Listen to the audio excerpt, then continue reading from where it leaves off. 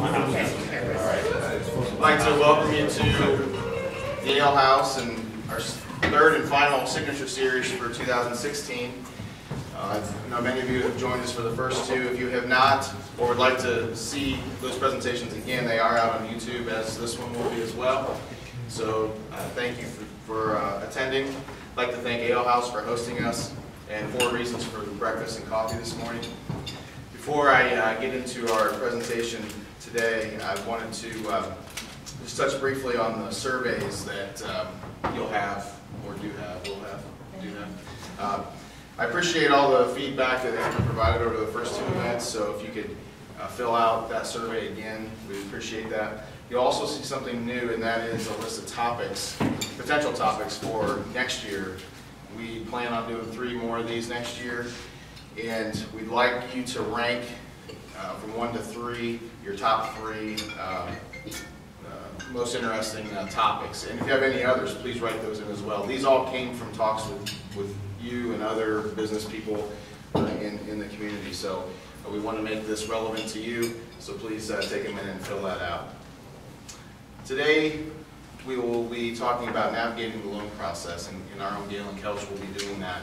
And I think this really fits the theme of this year. We started out the year with succession planning in our first signature series, and then we went to business valuation, and now we're talking about the loan process. So if you or anyone you know are in that transition period, whether you're selling or buying, this could fit in well with, okay, we've decided what the succession plan looks like, we've decided what the value of the business is, now how are we going to pay for that purchase?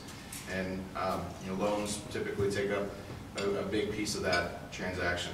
But even if you're not in that process, if you're just operating your business and you see and your succession planning isn't really now and present in your mind, you still have operating needs. Maybe you need equipment, maybe you need lines of credit, maybe you're going to purchase a building. Those types of things are what Galen's going to talk about today, and go over the loan structure, what they look like, what kind of financial information we ask for, what we do with that, how we actually make our decisions, and that kind of thing. So I will now turn it over to Galen and start the presentation. Morning, everybody. Morning. Okay, first thing, we're going to try out a little fun. Okay, you can talk about loans all day long and basically take a nap. It gets kind of dry and dull, and so we're going to make it a little more interesting by everybody should have a $2 bill. Everybody have a $2 bill? Yes? Everybody got it? Okay, so here's the way we're going to make this maybe a little more fun. First and foremost, all right, starting from scratch, if I ask, if you want to make me a loan, raise your $2 bill. We'll say this is maybe 100 grand. So just to start off, knowing nothing about anything, who would loan me 100 grand right now? Wow. Man! I'm like, oh hey, I got somebody who'll loan me money. Great! Well, you know. Alright, so as we go along and we hear different things, we'll kind of think about that. And as you kind of start thinking it from our side, what are we looking at? What makes a difference? Why the yes, why the no? Because there's a lot of different factors that can go into that. Alright, so going straight from that, business overview. Fancy stuff. Well, we're going to talk about a business plan. We're going to talk about a fancy word called cash conversion cycle. It's not that tough. We're going to talk about types of commercial loans, structuring them, 5 C's of credit, which some people have heard of. It seems like a lot of businesses have C's in their thing. I know jewelry is like with carat and color and other. We're going to talk about some of the math. We're not going to get heavy on math because, well, again, that's one of those things that puts you to sleep at something o'clock in the morning. Scale and scope, and then the decision. That's what we're going to talk about today. Moving on. So, business plan. Everybody's looking forward to doing 45 pages worth of information, right? Isn't that? Not so much. Yeah. Well, I'm looking forward to reading 45 pages. Not so much. All right. So the business plan. All we're really looking at is kind of who, what, where, why, when. Stuff that you as a business owner would want to know. It can be on a napkin almost. It's really trying to convey, how do you do business? What's going to change? And how is that going to impact your overall cash flow? That's really what we want to know. So, the whole 45 pages, not at all. Really, not at all. It needs to be how you want to do things. Include the stuff that really does matter. Stuff that you would want to know for yourself. Now, when you're done, if you want to do a business plan for yourself, If it's 2 pages and it says, I'm going to sell this thing, I'm going to sell widgets, and I'm going to sell them to these people, great. It's got to be plausible. So selling Eskimos, what's the phrase? Air conditioners may not be the best idea. So you got to think about plausibility and how well it makes sense for your area, for what you're doing, how you're going to go about your business. Competitors. You know, if you wanted to open up, I don't know, an electric charging station for electric cars, that might be amazing, unless there are no electric cars in your area. In California, that might be a barn buster. I don't know. Could be amazing. We'll see. All right, so we're not going to talk a whole lot more about that other than it's for you. Primarily with a business plan, think about it for you. And then if you're working with a banker, give it to your banker so that they can help understand what you're doing. Most bankers will read those and then they'll come back with questions saying, okay, I read that you're going to do this. Did you think about this, that, or the other thing? Something to think about. All right, so moving away from that. Moving on to something else called cash conversion cycle. This is a really, really pretty graph, isn't it? What the heck does that mean? All right, well, okay, cash purchases, inventory, sales, receivables. Bottom line, you're going to get some money. The question is, what are you going to do with the money, whether it's from the bank or personal? Okay? So let's say that, okay, I say, yes, I'm going to lend you $100,000, and I give it to you. Great. What are you going to do with it? You take that $100,000 and you do something, a process, purchasing stuff, selling stuff. What we're trying to figure out is how long it takes you, when you get your money, to do your stuff and get your stuff, to create inventory, sell it, and now create it into profit where finally you have cash. Every business will have some level of cash cycle, whether it's short or long or constantly repeating. Think of a gas station. Gas station, they get a huge shipment of fuel. You know, they may never deplete all of that fuel, but people are constantly pulling gas out and they're constantly refilling it. So this thing's spinning. You know, every person that walks in is doing part of the cash cycle. Think of a grocery store. Every single thing you take off the shelf is spinning that inventory. Think of a car lot. Well, it's a bigger thing. Maybe it takes them a little longer to sell. So you have to figure out what makes sense for your business from the cash cycle. So we're trying to think about timing. Timing matters. Timing matters later. Maybe you've bought a house. Maybe the house, you got a monthly cash flow, but it's really a long-term, 20-year cash flow until you get all your money back. So different ways to think about it. It matters because how you structure your loan, we're about to talk about. So keeping this in your head about, hey, when do I get my money back? So let's envision for a minute that I've got a great idea, just pretend, and I'm sitting on a whole pile of money just in the background, no big deal. Who wants to lend me $100,000? It's still a tough crowd, gosh. What if I say that I'm going to have a turnaround the next day and double my money, and I show you a business plan and you understand it and you're comfortable with it? Now who wants to? Hey, now we got some $2 bills getting raised. All right. What if I tell you it's going to take me 3 years to get a turnaround and I'm not going to see my first set of income for a year? Maybe. It makes you think. It makes you ask more questions, right? Because you really want to understand how they plan on getting that cash back in the door. Okay? All right, moving on to some different examples. So, there's a lot of different types of commercial loans. Types, well, simply, 1 to 4 family rental homes, building loans, auto and truck loans, equipment loans, inventory loans, lines of credit, agricultural loans, lots more, development. I mean, there's all kinds of different things. And that's what makes this kind of challenging, because somebody says, hey, I want a commercial loan. It's like, well, great. What do you want? What are you doing? Okay, so we're talking about a 1 to 4 family rental home. We talked about cash flow. So let's pick a moderate sized house, maybe $75,000. You've got to put some money into it yourself. We put some money into it, usually 75, 80%, something like that. And at that point, we have that loan you have to pay over a period of time. Well, what rent are you going to charge your customer? Over the next 20 years, do you think you can consistently get rent? Is this in a nice neighborhood? A poor neighborhood? Now, poor, I don't mean income. I mean, is it challenged? Is there something going on in the neighborhood that's going to change the neighborhood? It could be drug activity. It could be they're going to close a street. It could be that they're changing the access with a superhighway and now you've got to go 20 minutes out of your way just to get into your neighborhood. All different types of things can impact something that has a long-term duration. So we need to understand a little bit more about what it is you're trying to do.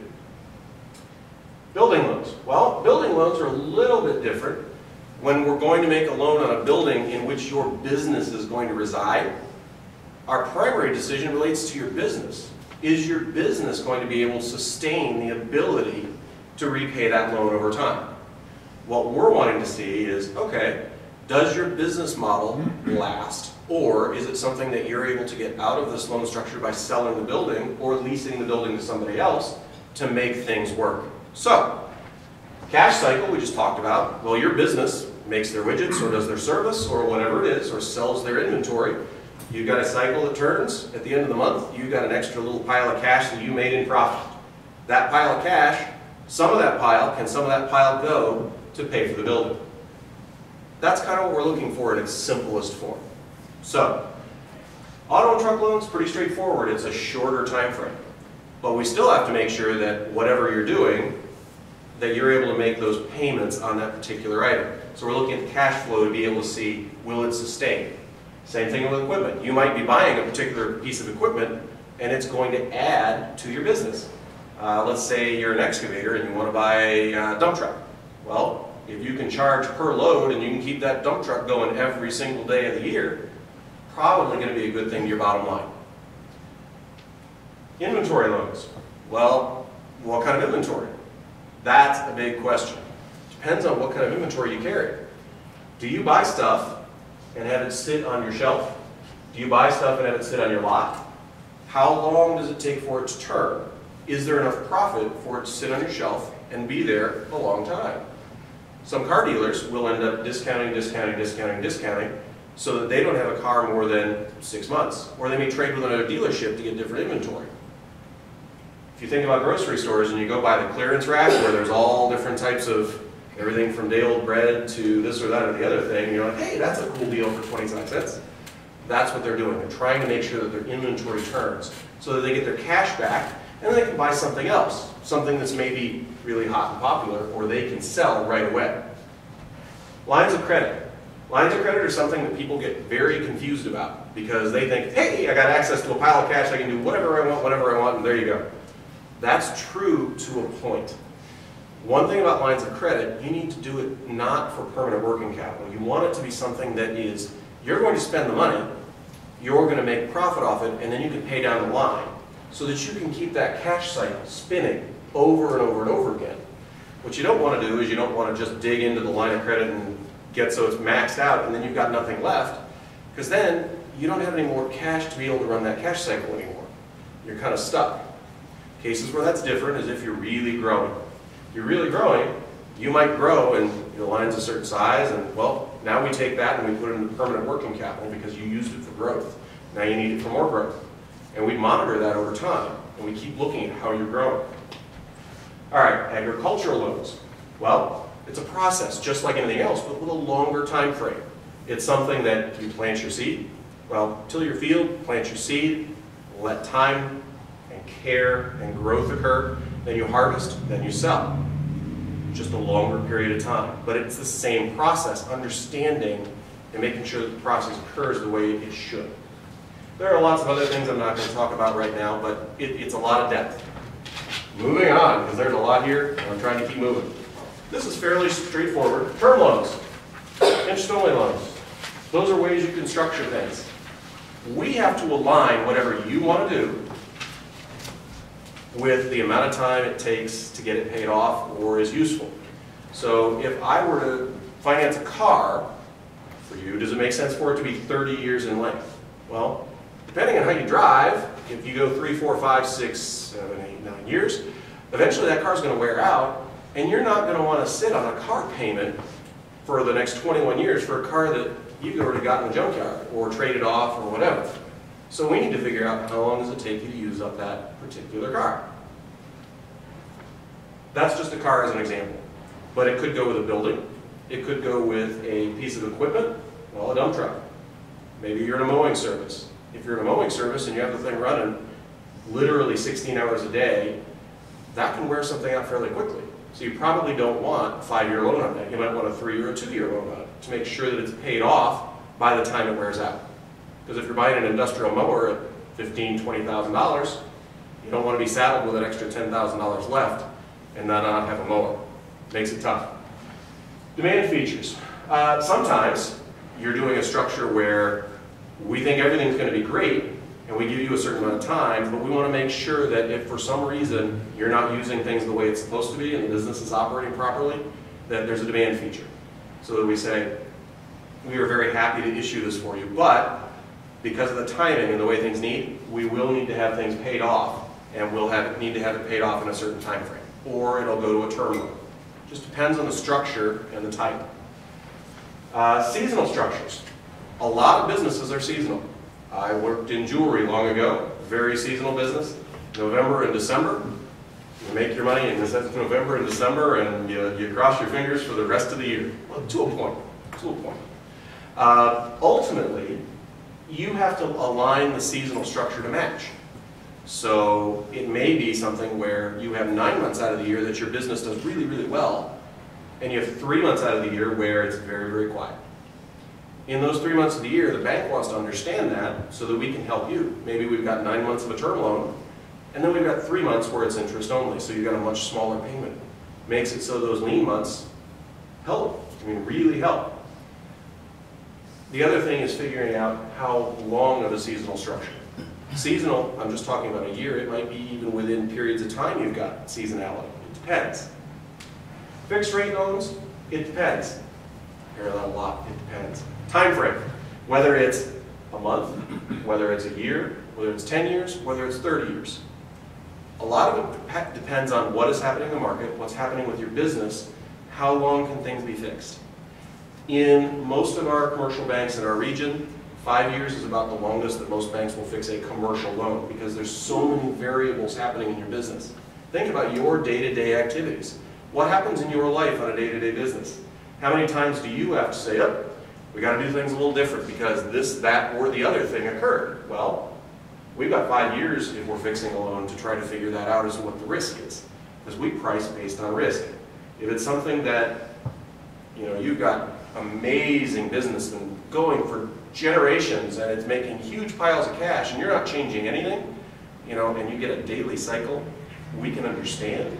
It's going to be much easier for us to make a longer term loan than something that is, well, I'm just starting out, I have no idea how this is going to go. I'm basically flipping a coin. Are you with me? Guidance lines. There are times when there are going to be companies that will have multiple needs of the same thing. So we might look at that company and say, you know what, we are going to approve you for $500,000 worth of lending. We understand that you only need it in $20,000 or $30,000 chunks, but we know you're going to come to us every 2 to 3 months with this same need. Think of perhaps a fleet of trucks. Think of perhaps some various pieces of inventory that might be very large, or equipment for a contractor. Every year they're going to have different contractor needs. They may do one type of job one year, one type of job the other. They need these $300,000 trucks this year. This year they need 3 different $100,000 trucks. They may sell these at the end of their job, need to pick up 3 more. So depending on the structure, that's what it'll look like. All right, 5 C's of credit. I asked you early on, who will lend me money? I've had, heck no, and I've had sure. Great, all right. So with these, we're going to try and have a little fun.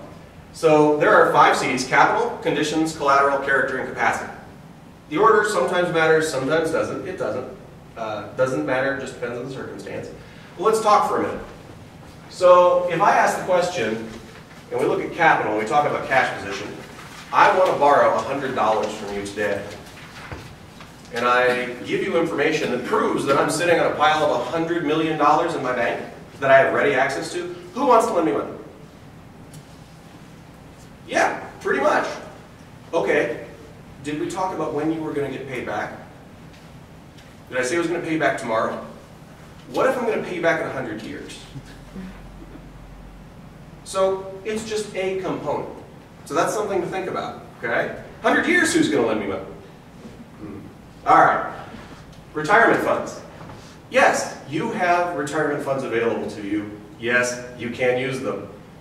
Unfortunately, many times there are restrictions on how those funds can be used within the IRS guidelines. So while they're yours to do with as you choose, there may be things that you need to touch base with your accountant or your attorney to find out if there are extra fees or taxes that you'll have to pay to utilize them. So we do pay attention if you're sitting on a retirement fund. At the same time, we know you may not have access to those funds. So maybe the $100 million that I talked about was all in retirement funds, and if I were to use them, I would have to pay a 50% penalty. I don't know. I haven't talked to my tax guy yet. Income streams. Well, we look at where do you get your money from. Okay, so if you've got one income stream and it's just straight from your business, we need to understand how your business does. Does your business make money steadily so you're going to continue to cash flow in? If it does, great, but we need to understand that. And we're going to ask questions to that effect so we know what that looks like. If you have multiple income streams, maybe you've got, I've seen cases where we've got a military retirement, we've got an inheritance, we've got their business, we've got 4 other businesses, we've got other family members contributing. All of these things roll together, and any one of them by themselves could pay back the loan. That gives the bank reassurance. And not everybody's going to have that. In fact, most people don't. They may have 1 or 2 income streams. But understanding alternate ways we can get paid back can matter. Net worth of an individual or business. So we want to look at, you've been running this business for 5, 10, 15, 20, 25 years. Over that period of time, you've had your cash flow running, making cash. What'd you do with it? Have you invested? Have you put money back? Have you built? How does your net worth look? Or are you right where you were when you started 20 years ago with nothing in the pocket, living day to day? That matter to you? So if I'm living day to day, who wants to loan me money? If I've built a net worth where I'm sitting on $2 million of free and clear buildings and some cash and some vehicles and some equipment, now who wants to loan me money? Looks a little different, doesn't it? Okay. Next, conditions. So, let's say I'm sitting on that pile of cash. Great. Economy. What happens if the economy tanks? What happens if we're in the middle of another huge, huge recession? I hope not. But if we are, well, is your business sustainable in that particular economic recession? We have to understand and try to figure out that risk. Is your business sustainable through whatever the next recession is? Our economy tends to be cyclical. I mean, that's something you can talk to economists all day long. Again, that's one of those probably not an 8 o'clock in the morning conversation. It's something that, the economy can go like this, it can go like this, it can go like this. How does your business move? How does it adjust? How does it figure out how it can survive? Older businesses that have been around for 5, 10, 15, 20 years have seen at least one major recession. The question is, how did you navigate that recession? How did it impact your business? Depends. Industry. So what's happening in your industry? Well, think about the laptop computer or the desktop computer. How many people are dying to go buy a desktop computer? Well, it's kind of a dying breed. Well, we just saw a recent release from Microsoft trying to revive it a little bit, but most people are going to laptops or tablets or phones or those types of things, right? So that industry's changed a lot. There are definitely still uses for it, and there are uses for lots of services surrounding it. It depends on what your model is, because everybody's model is different. Likewise, industry environment. Cars. How long are we going to have, gas cars? How long till we go to something that's more electric-based? I think Germany and the EU, and Germany for sure, just put out a mandate that a number of years in the future, all cars on German roads are supposed to be electric. So if you're in Germany and you're an automaker, you better change the way you're doing business, or in X number of years, you're going to have a challenge. And the banks are going to want to understand that. Conditions, market environment. Well, what's going on in your market? Can you change to adapt? What happens if somebody comes and does exactly what you do and plunks down right next to you?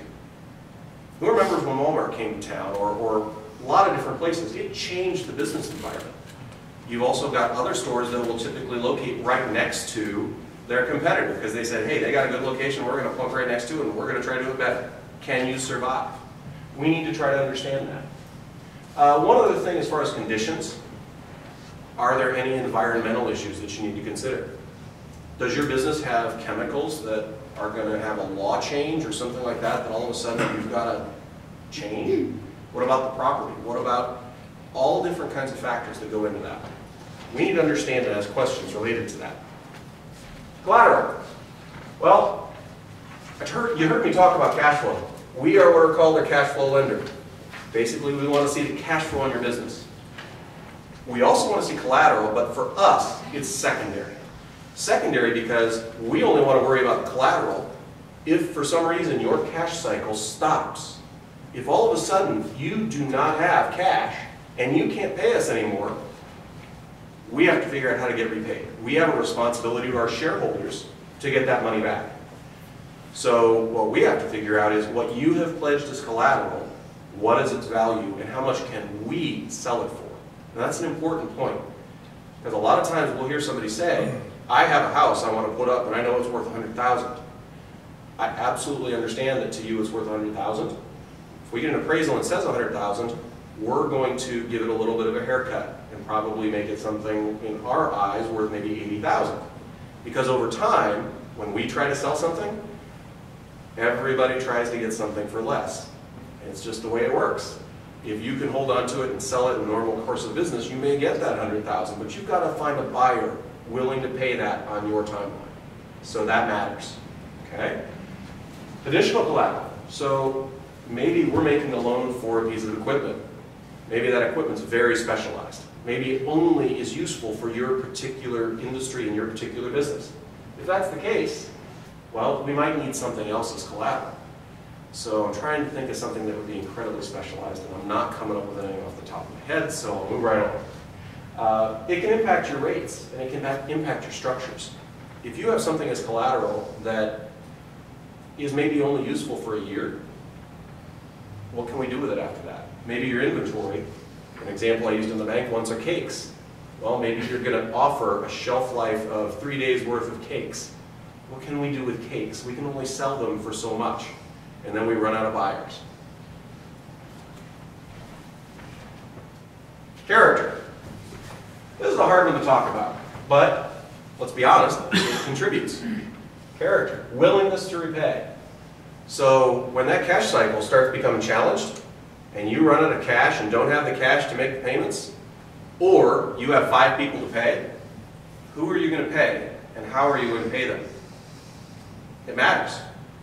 There are some customers that value the fact that the bank was able to get them the capital to get going, and we are their #1 obligation. They make sure that we get paid because they value that relationship. Other times, under duress or stress or bankruptcy, they'll choose to go other ways. So trying to decide somebody's character early on is very challenging, because a lot of times we're meeting across the desk or at a lunch or at a mixer or at something like this, and we have to try to make a split decision over maybe a month period of time getting to know you and your business plan. All we can go on is really history. So did you have bankruptcy in the past? What was your previous payment history? What's your work ethic like? If you're running a business, do you ever show up? Do you oversee your business? All of those things can influence how the business works and how it runs. Okay? Capacity. So I'm not going to put you to sleep here. Some of you may have come for just this. I want to tell you, we are willing to do something for you on the map. You have a company. A lot of times we ask you for a lot of stuff. Okay? Stuff we usually will ask you for is tax returns. We'll ask you for W-2s. We'll ask you for personal financial statements. Is anybody falling asleep yet? Okay. All of that stuff we take and we put into a whole bunch of information. Once we get that information, we're trying to figure out what your cash flow looks like, what your capacity looks like, what your ability to repay looks like. And I know, being on the other end, it's probably, oh my gosh, my banker's asking me for financial statements again? We're doing it more so we can try to provide you with something helpful. If we can provide you with a document that says, this is how we see your cash flow, this is how we see your profitability, this is how you might compare to other people in your industry. Would that have value for you? Raise your $2 bill. I mean, I think that has value. We at Standing Stone are willing to do that for you. Free. We don't charge. It might take a little time. It's not something that we can just immediately say, well, thank you, and here you go. It's something that we have to input all of that information. And we've got other customers that we're doing that for. So over time, we can gather that information, put it into our systems, generate some reports, and then we can sit down with you and have a conversation and say, this is what we see. And based on this, we can probably get a loan structure created that would enable you to do whatever you want to do in the future.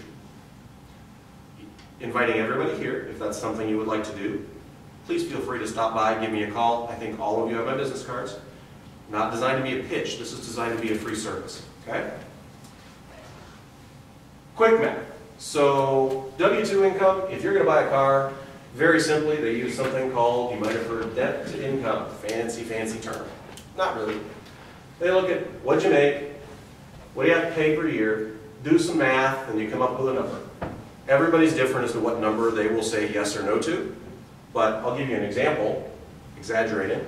So if your W-2 income is $50,000 and you have $50,000 of debts to pay every year, that's 100% debt to income.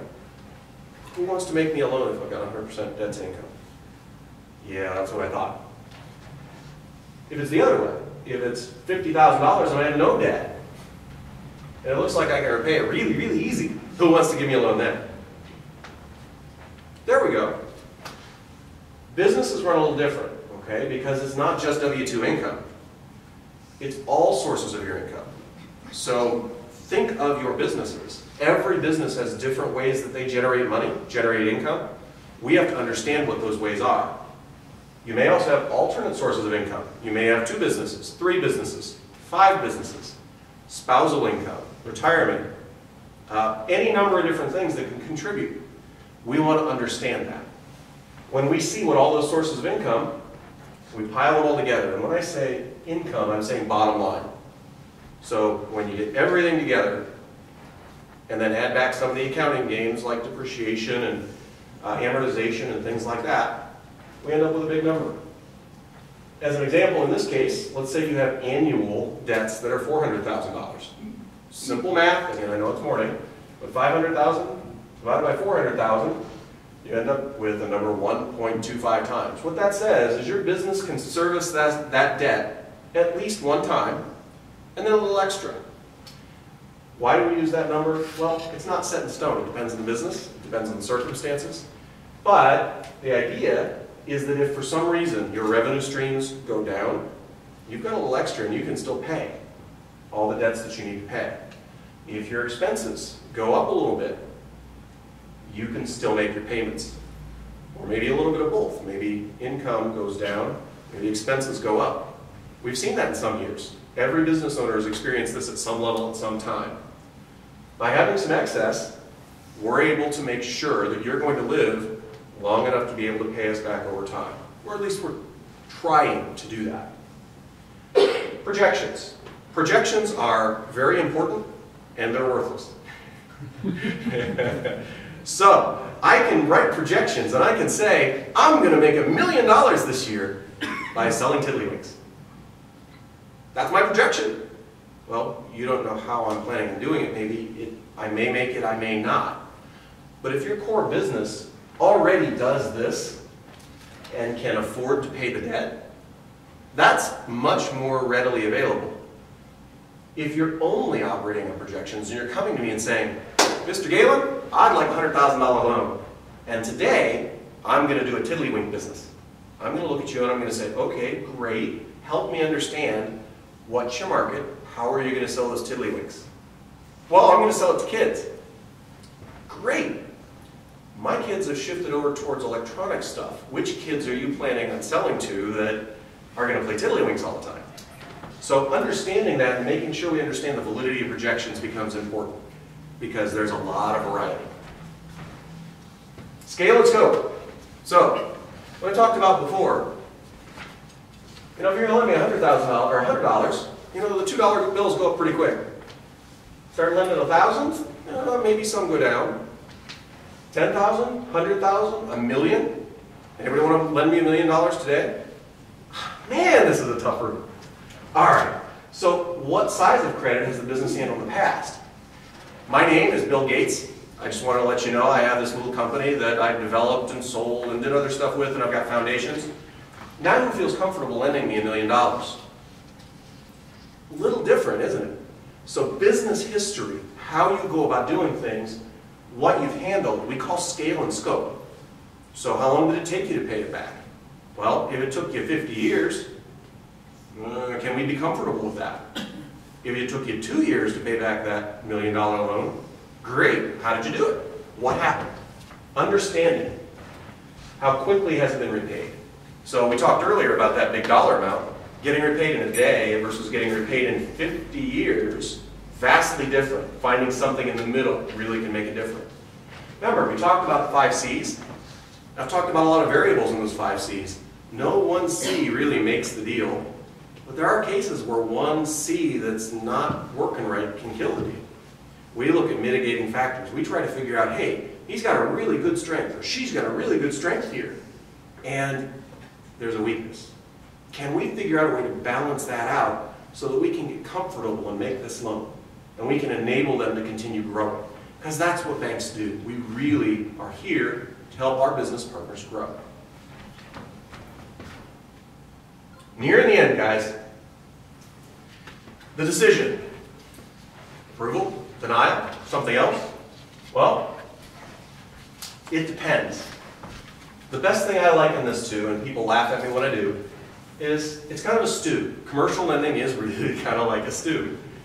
I think everybody here has made stew at some point. Maybe good, maybe bad. Mine bad. Anyway, but when you make a loan, you try to take all the different ingredients and you try to throw them into this pail and bucket and this structure, stir it around until it tastes good. You know, you start putting things in and it starts tasting bad. The first thing you ask is there a way we can make this taste good? Is there a way we can make this work? Or is it just no, and we just got to pour it out and start over? Sometimes you do have to just start over. Or you start over and start working with the same general information, but maybe you look at it a little differently. Maybe instead of one ingredient, you choose another ingredient. Sometimes there are some spices you can throw in. Spices? What the heck? All right, well, they're enhancement programs.